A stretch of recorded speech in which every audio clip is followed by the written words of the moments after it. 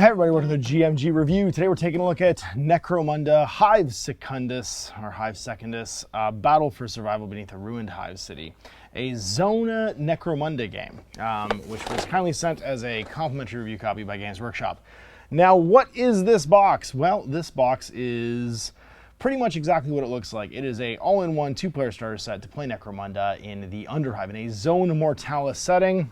We have some paper tiles, some plastic miniatures, some plastic doors, dice, templates, and a rulebook for this setting. It's a bit evocative of the Corpse Grinder Cult and Enforcers box set, which was one of the better Necromunda box sets, and is, well, a lot smaller. First things first, very, very important to me, weirdly, for anything from Forge World, is the quality of the box. This is a garbage cardboard box. It's already starting to fall apart. In fact, it fell apart pretty much when I got it from the weight of the stuff inside. You can see the corners are all cracked and stuff like that. Kind of a change for Forge World. I know it's a weird thing to put into a review, but the quality of the cardboard, especially in Forge World products, has always been really high, and it's weird to get a Necromunda box that's in this quality packaging. It feels like a cost cut, and I'm not a fan. Products themselves come in a neat, sort of like, almost like document sleeve, which I thought was kind of cool. And we got our standard fare of some dice. Hey look, this is what it looks like when you put dice in a box set. They're the cool Necromunda dice, of course, injury dice, sustained fire dice, and some classic, oh yeah, the shattery orange of these templates. It's funny how the white balance is completely thrown off on me all of a sudden by putting this stuff on the screen. If I hold this back up, maybe it'll come back in. I look really red right now, but I'm not actually this red, I swear to God. Even on the camera, I'm not this red. I'm not sure what's going on with the white balance. Anyway, you can deal with it. I'm not sunburned. I'm just redded up all of a sudden by putting weird things in the camera shot with me. You can see this is normal looking.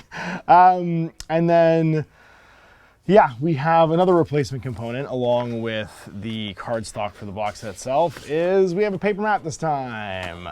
The wonderful cardstock mats that were in the 2018, I want to say, Necromunda Underhive have been replaced by a poster mat. They're the exact same size though, so if you do have any of the cool wall sections from things like Deadbolt's Derelict from Death Ray Designs, they fit exactly the same. These are the same dimensions as any of the sort of like plastic-y or MDF secondhand stuff.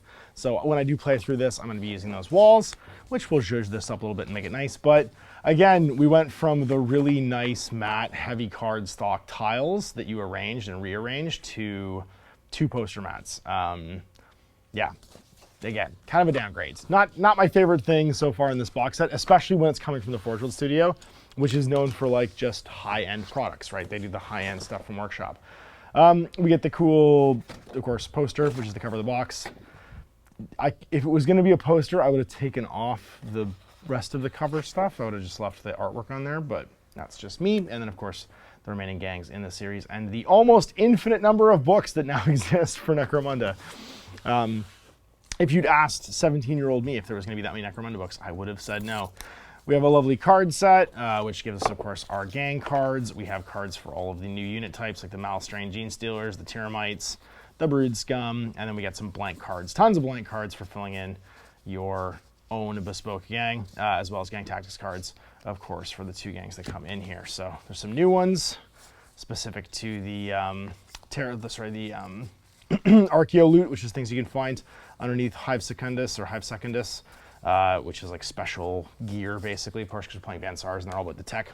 And then you also get your territory cards for playing a arbitrator campaign, which allows you to track what trains you have. So the Underhells, which is like it's even more under Hive Underdark for Necromunda. We've gone to the Underhells. It's even more sort of like, I guess, terrible place that you can go to.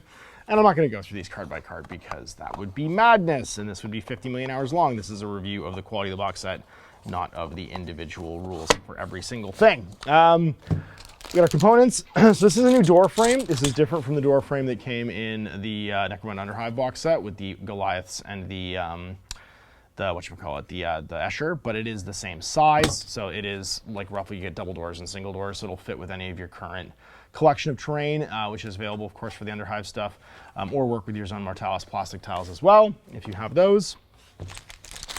Bases for everything that comes in here, and then we got 2 cool new frames. We've got the cool new frame for the Van Saars, which is, of course, the sort of like tech heads guys, the big suit, which is over here. These are all the Genestealers. These are all the rest of the Van Saars. So you get cool sniper, the guys with capes and stuff like that. So these are like a new Van Saar frame. They give us some additional weapons and stuff like that. Hotshot Lazes, long Lazes, the cool like combi weapons and stuff like the flamers. A Narthesium, which is kind of neat. So like for your tech guy, right, for all your Van Saars, because this is them in like their home turf, as well as the little Cherub, which I think is a really neat little kind of like piece of gear.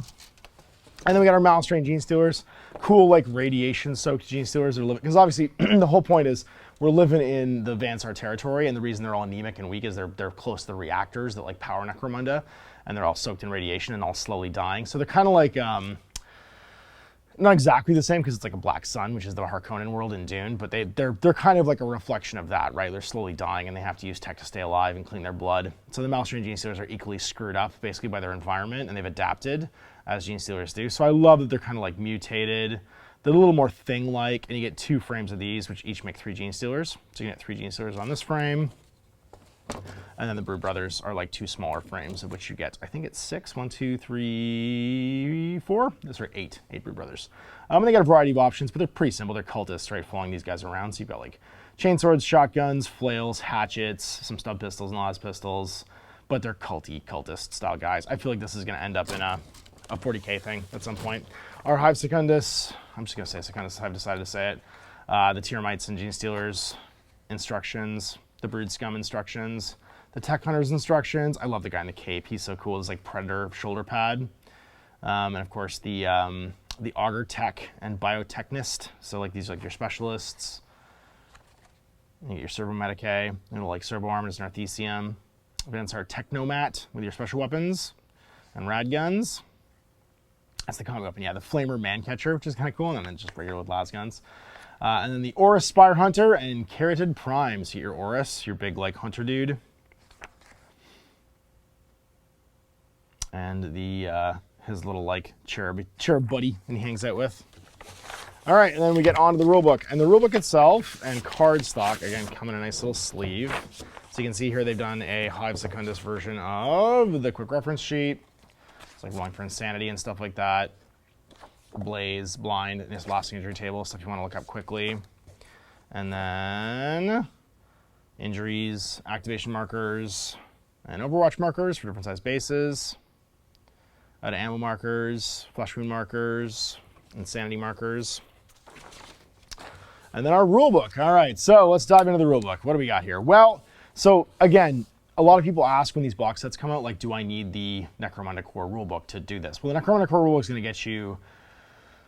It's written pretty well and succinctly to get you the core rules for the entire game. This is like a truncated version of that with the specific Hive gangs that you'll need for playing in this region. So think of this as like a regional rulebook. It's still getting you the core rules of the game, but it's not necessarily going to get you stuff like the vehicle rules, the expanded arbitrator campaign rules. It's going to have a little bespoke campaign in it. So if we look at the sections here, box contents, weapons, the principles of the game, gang fighters and their weaponry, so your characteristics and stuff like that, how do you found a gang, the core rules of the game, the territories for an Underhells campaign. So again, this is a lot like Dark Harvest, I think it was called, Dark Uprising, sorry, which was the Corpse Gunner Cult one.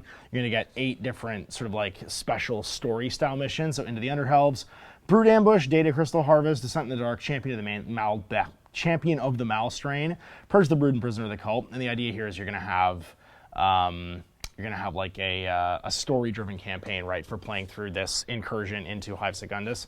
You get your incursion gang, which is the Spire Hunter, the Van Saar Tech Hunter, and the Carotid Prime, and the Force of the Malstrain, so the Brood Scum, the Malstein Genestealer, and the Tyramite. And then you got your equipment reference, skills, and round summary, and like that's it. So there's nothing extra in here on top of that. And the core rules are the same as the core rules inside the actual like core rulebook for Necromunda. So you got your sort of like the fall of the Hive, the history of all of this, right? Where the Dust Wall basically eventually falls. Generation after the destruction of the Hive City, the hybrid armies of the Patriarch emerge from the Secundant Abyss and launch a major assault against the Dust Wall. For months, the Xenos hybrids probe the defenses in battles that cost both sides thousands of lives, until as swiftly as they appeared, they vanished once more into the ruined prison. So like, they're locked basically in this giant pit and keep coming out over and over again. Even though Helmar keeps like doing these like kind of purges, they just kind of like descend back into where you can't find them. And this is one of those. It's a probe, right? So if we look at the actual gangs, and there are some very cool pieces of art, like this piece of art, the Descent from Port Styx is really cool. I really hope that's not AI art. It kind of looks like AI art. It's sketchy enough, it could just be concept art, but like, please don't be AI art. And then we're into, like, this is, I don't think, this is actual, like, art, the mouse train stuff. And then we go into the do good cycle rules in here, which is nice because obviously the mouse trains have that. You get some vehicles pictures in here too, the Gravitic Trench. Far from the feeble light of Necromunda's yellow skies, the floor of the Secundus Abyss is a haunted realm of broken rock and sunken wreckage. So it's kind of like, think of it like the Mariana Trench, except it's not flooded. It's just really deep in the Hive. And that's what the Underhells are. And then you set up and run the campaigns. The mouse train, basically you get 2 players. So the idea here is you're going to have an arbitrary campaign between the mouse train player and then the incursion gang. So this is designed to be split by 2 people and then played through. You run the campaign, you get the Underhells entry phase for 2 cycles, so 2 games you're going to start entering. Downtime in between for 1 cycle, exploration phase, downtime in the confrontation phase where the gang actually starts to uprise. So like 2, 3, 4, 5, 6, 7, 8 is the design of the campaign, games long. And then you can put other gangs and stuff too. So your territories, you're going to have on level 1, different things like a rogue dock, a drinking hole, an old agri dome. And then descent 1, you have dark chambers, ancient conveyor. So the deeper you go, like the weirder stuff gets, nanoprotein vats. Level 2, you're going to have lair of the mind worm. The hunters enter the lair of a powerful agent of the Patriarch. If defeated, it may be possible to use it to disrupt the plans. The mouse train has +3 MP to create their forces. And then Secundus Incursion Gang. While the Secundus Incursion Gang controls this territory, they can declare that they're using the boon at the end of any start phase. For the duration of the round, they may place the mouse train's reinforcements on a 1 to 4 instead of a 1 to 2. This boon may only be used once per battle. So basically, you can put the reinforcements on the side that you want. The Gallery of Sorrow, and then you descend again, and then level 3 is like you have an auto defense turret. Network of Relic of the War, this chamber has remained preserved behind security fields and an auto defense, both of which the explorers can now turn against the Patriarch's minions. An endless chasm, a brood maze, and a brood throne. Deep in the heart of the Secundus sits the master of the cult of the Second Sons. Their minions crowded around them. The mouse train has +14 MP available to create their forces. The scenario played for control of this territory must be champion of the mouse train. This is the final climactic encounter for the Secundus Incursion Gang. Whoever wins this territory wins the campaign. And you're trying to take over those forces to basically, it's your purge that you're running, right? Special battlefield setup rules for using the poster mats and stuff like that in here. How do you choose your crews? What kind of MPs used for cruising, like actually picking your bad guys? And then the Underhell scenario. So like, where do you play underneath? Collapse sections and how do they work? Mouse train rules. Mouse train rules. The following special rules apply to the mouse train forces. They do not gain experience, cannot perform post-battle actions. When taken out of action, are always considered rolled out cold. When broods come are taken out of action, they arrive as reinforcements. During the recovery step of the end phase, any prone and seriously injured mouse train forces may be removed from the battlefield.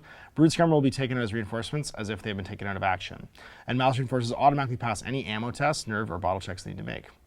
So this is neat. When the mouse train does not have a gang roster represent their forces, instead, before each point, they create their mouse train points. Each scenario will indicate how many MP that mouse train player has to build their force, modify the territory, and battle is being fought over. And that's the cool thing about this is basically when you're in the Underhells, the mouse train are running on like kind of an AI. Not really an AI. It's like they're an endless horde. So not really a gang, more as they're like the bad guys. They're like the aliens in Space Hulk, right? Like they're like the Genestealers in Space Hulk. They just kind of keep coming. It's not running an AI. There's a mouse train player, but like you don't have to worry about managing the gang so much. You get data crystals, which are like your sort of like incursion nodes. You can harvest them and add stuff to your stash with them because it's like a node of like interest basically in the area. So depending upon the game size, you get different MPs of choices. Like you can fight against the mouse train player, and the mouse train player is running sort of like almost a Space Hulk style game. And these Space Hulk style missions end in that confrontation at the end. So Prisoner of the Cult is the one, but where's the one? The Throne one? It's got an Incursion Gang composition. Oh, so here's your Incursion Gang composition. They're created using the standard rules for gang creation and the following exceptions. The base gang for a seconded incursion can be any of the 6 house gangs presented here. Seconded incursion gang can be created for Underhell's campaign as a budget of 1,250 credits. Instead of a leader from their gang, they use an Aura Spire Hunter as your gang's leader automatically. A seconded incursion gang cannot form an alliance with any faction. The hired guns will not work for them and will not enter the Underhell's or Hive Secundus because it's like a suicide mission. And then hangers-on will not work for you because you're not going back to town, so you don't have any kind of hangers-on. And seconded incursion gangs are designed only to be played in the Underhell's campaign. As such, if arbitrators will allow them in other campaigns, they'll need to adapt them in order to make sure that they fit. So the idea here is that like you are like a suicide squad going down to try and incur. Basically, you're going to like a Genestealer infested, hive pit. The Spires are noble for the Imperials is equipped with most advanced technology that can be found in Necromunda, making them capable of taking on Malstrained Genestealers and winning. As such, there are a number of special rules that apply to the Spire. Reflex enhancers. During the Ready Gang step of the priority phase, all Spires gain 1 extra Ready markers. They get 2 activations, basically. Master of the Hunt. When a Spire is hit by a ranged attack, they're only placed prone and pinned if the attack damages them, if they lose a wound or suffer a flesh wound. Additionally, a Spire may never need to check if they become broken as a result of a friendly model being taken out of action. They just don't care if guys die nearby. Kill count. Each Spire's hunting rig records all that happens to the Spire, verifying their kills and unlocking functions in the hunting rig and its weaponry as the kill count ticks higher. So you're basically like a predator. Anyone who remembers the Spires from the 90s version of this game knows that they were kind of like hive brats back then. It's similar in this one, but they're a little more like... It's gotten a little more Dark City. And then all Spire Hunters can perform the Suit Evolution post-game action. If a Spire's kill count's at least 4, reduce their kill count by 4 and either clear all Spire Hunting Rig glitches, resetting their glitch counter to 0 and removing all negatives, or increase the power of their hunting rig as it follows. If the Spire's kill count's at least 4, they can perform this action again. So basically, for every multiple of 4, you get an upgrade, or you can clear all the damage to your rig. So power boost, you roll a d6. Combat Neurowave, the hunting rig links up to sharpen your weapon skill by 1 to a maximum of 2+. Heightened reflexes, initiative goes to a maximum of 2+, by 1. Improved motive power, your movement goes up by 1. Thickened armor, your save goes up by 1. And hunting rig enhancement. The hunting rig improves the power supply. Pick 1 weapon or piece of war gear carried by the Spire and increase its augmentation level by 1. And then when you take damage and get out of action, you roll on this damage table. So like, you don't die, basically. You have lesson learned on double 1s. You go into convalescent and gain D3 XP, so you can't even die. You just will gain experience and miss a game. Or, sorry, on 66 you can die. The Spire's killed instantly. Not even the hunting rig can save them. If the injury was caused by an attack action, the attacker gains an additional 1 XP. So you can die on a double 6. Reduced plate density, the Spire goes into convalescence, increase their glitch count by 1, and reduce their toughness by 1. So just like things can go wrong with the system. But for the most part, you just go into convalescence. And there he is, 350 credits of your 1250 is going to be this guy, so you're going to have 900 left to spend. He is a tough mamma jamma. So all across the board, he's got move 5, weapon skill plus skill 3+, strength 3, toughness 4, 3 wounds, 3+ initiative, 2 attacks. He's a 7+ leadership, but he's cool 5, will 6, and intelligence 6. He's a leader apart. The seconded incursion gang must take a fighter with a special role as their leader. This fighter does not benefit from the gang hierarchy rule and can never be included in group actions because he does not care about these expendables that are with him. And then seconded incursion gang leader, a fighter with a special role may not retire during the campaign. For gang leader, the only way out is death. And in Underhell's, the Malstrained player automatically wins the campaign if he dies. Otherwise, follow the rules for death of a leader. So basically, if the Genestealers kill this guy, then it's all over, but you gotta roll boxcars to kill him. And then skills. When selected, an Aura Spire can choose 1 skill from their primary skill set and doesn't cost any XP and does not increase their value. And they can get agility, brawn, combat, and ferocity as their primaries. Sorry, agility, brawn, and shooting are their primaries, and combat, and then ferocity and agility are their secondaries. And then during the campaign, you can't be given additional weapons or war gear, but you're equipped base with Aura's Power Talons, a hunting rig, and 2 bolt launchers. During the course of the campaign, you may not be given additional weapons or war gear, and Aura Spire can replace its Aura's Talons with Aura's Power Fists for 50. Replace your bolt launchers with 2 Volkite Dischargers for free, 2 Disintegration Matrices for 60 credits, and you can buy a Bio Booster, Respirator, and a Carotid Prime for 90. And then you get all your little Van Saars that you can take. So you get your Tech Specialist, and these are all like kind of like character. It's almost like a Kill Team from Kill Team. Like you have these character Van Saars. And this guy is just he's a specialist, but he's like the backbone gang fighter guy. And they can take multiple equipment sets. And then your expert in the field can be either Augur Tech, Biotechnist, Gun Tech, or Technomat. and you get different loadouts based upon who they're going to be. Your combat and cunning are your secondary skills, and savant and shooting are your primaries. Basic weapons are las carbines, las guns, all the lases. Long lases for your gun tech, rad gun for your technomat, and then carrot-based armor for the technomat, flak and mesh for everybody else.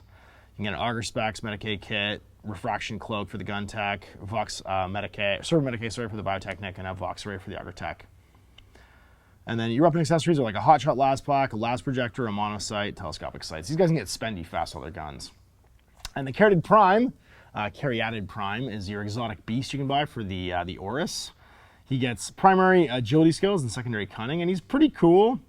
His whole thing, he's got precognition, the gift of foresight, possessed by the Caryatid Prime, enables it to dodge and evade all but most unexpected attack rolls. It gives you a 3+ save, which cannot be modified ever by armor piercing. Additionally, if a prime is caught under a blast mark or a flame template, on a 4+, it is hit. On a 1-3, it just flies clear. And it flies, ignores terrain, but it can't move through like the wall sections, right? Because they're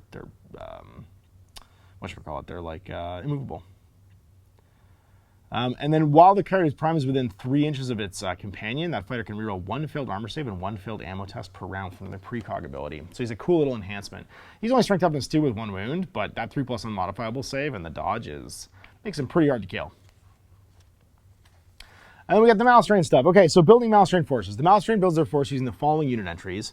In order to simplify matters, instead of using credit values, you just get MP points, and then you spend them based on the scenario. So you kind of have like a collection of models. You could have a Brood Scum with 40 credits of equipment for 1, a Tyramite for 1, and then a Malstrain Genestealer costs 3. These fighters can all be represented by the fighter cards included in this box game. In order to build the Malstrain forces, simply spend the available MP on a fighter card following the guidelines below. And then each Tyramite must be assigned a Brood Scum for the duration of the battle, and the Malstrain forces may include a number of Malstrain Genestealers in their force based on the level of the battle in play. So basically, you can have 1 when you're on level 1, 2 on level 2, 3 on level 3. So yeah, 1 on level 1 in first descent, 3 on level 2 in second descent, and then 4 on level 3. And the Brood Throne, you can have as many as you want. And then your Brood Scrum, they're just kind of gangers, right? So weapon skill plus skill 4, strength toughness 3. They can have auto guns, las guns, sawed-off shotguns, everything that's on the frame there, flak and mesh. So they can be up to 40 points with the gear, and they only cost a Malstrain point. So like you could have an auto gun and mesh armor and be 30, and then give yourself a fighting knife for 40. Right? It's pretty easy to build these guys. Now the Genestealers are pretty hardcore. They're not pure strain Genestealers, right? Because they're all kind of radioactive. They're an insidious mutation of the Genestealer curse created by the technobiologist Hermiadus in his effort to create a vaccine against the Xenos plague. It merely warped it into something new and terrible. Present in all servants of the Patriarch of the Cult of the Second Son, the Malstrain most often expresses itself with the burst of Malstrain Genestealers. Terrible evolutionary missteps, these horrors are no less dangerous than more typical alien interlopers that form the vanguard of hive fleets. Possessed of extreme speed and aggression, they're more than capable of tearing a fully grown Goliath into bloody meat in seconds. It's unknown just how many Malstrain Genestealers infest the ruins of Hive Secundus, or for that matter, the surrounding exclusion zone, though the years of unchecked multiplying surely place their numbers in the thousands. It's a sobering thought for the defenders of the Dust Wall, who share stories of the times when a single Malstrain crept into the barrets of a drinking hole and slaughtered all of its inhabitants. Even Lord Helmar lives in fear of the day when the Malstrain Patriarch considers itself strong enough to breach the Dust Wall, and a tide of Malstrain spill it in the wasteland to consume the world of Necromunda. They have 3 wounds each. Strength toughness 4, 3+ weapon skill, and they got mesh armor and a bio booster, and razor sharp claws and a venomous bite. So they're dodge, evade, nerves of steel, and rain of blows special skills. They are horrifying close combat guys. The dodge skill on the Malstrain Tyramites, they're worth 1 each. They have 4+ weapon skill when they fly. They have a stinger and flak armor and a bio booster. They basically can just like fly between levels and stuff like that. They dodge. They've got weird, they're face huggers is the idea, right? They're face huggers from aliens. Movement 7, weapon skill 4, strength 3, toughness 2 with 1 wound, 2+ initiative. Their idea is that their stinger does a little bit of additional damage. There's some nice color, the cool models. I love the Malstrain Genestealers. Like I just love how weird they are. Same with the Tyramites, like the weird face huggers and stuff like that. It's just such a cool concept to have these science gone wrong, living under a nuclear reactor, destroyed Hive Secundus, and then these hunters going down to try and kill them all. A very neat idea, and a very unique box set. And we've got our sort of reference sheet for everything after that. And that's it. So what do I think? Well, on one side, the concept is fantastic. I love the concept of this like Necromunda Space Hulk that they've made, right? Where like one side's playing kind of the antagonist, but doesn't have to worry about like gangs and stuff like it's a one-off campaign. It's a story-driven one-off campaign. We are descending into the Hive. You're trying to stop the Genestealers. Like it fits everything I want from Necromunda. And the fact that it's not set in Hive Primus and it's not trying to expand like the collection of books anymore, and it's just its own self-contained thing, I think is fantastic.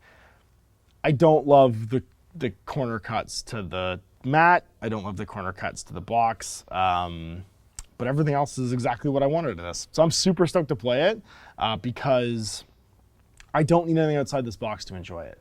That I think is a really good thing for Necromunda, because if you've never played Necromunda before, this box set is a self-contained experience. You don't need anything outside of it. You can use what comes in it in future games of Necromunda, although the mouse train stuff, like you need an basically you'd add this in like an arbitrator campaign as like a fun new expansion, but this doesn't interfere with core Necromunda. It just provides its own sandbox. Think of it like a one-off horror movie set on the same planet. I love this as a swing by the design team, and I would love to see more of this. Like, I think that one of the great things about Necromunda is you can do like a bottle episode like this and have it be meaningful and fun.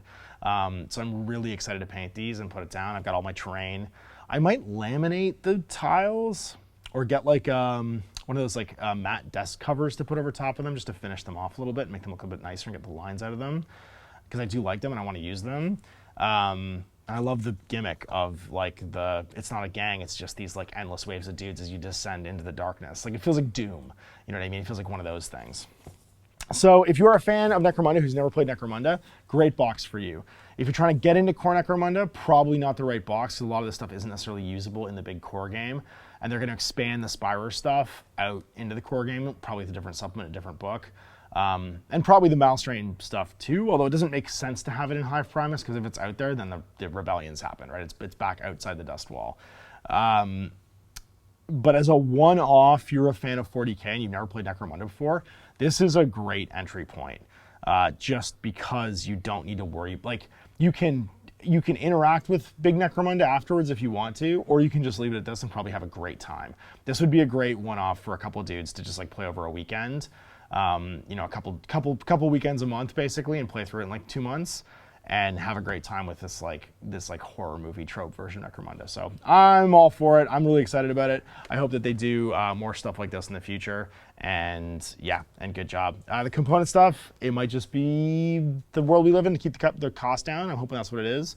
Having the components get slightly lower quality in some areas, but for the most part, it looks great, feels great, and it's the kind of thing I want design teams to do, is take swings, remix your existing properties in like new, interesting ways. So thanks to Workshop, something along the box for me to check out, and you guys for watching. We'll see this thing on the table and played through soon. Till then, I'm Ash. Have a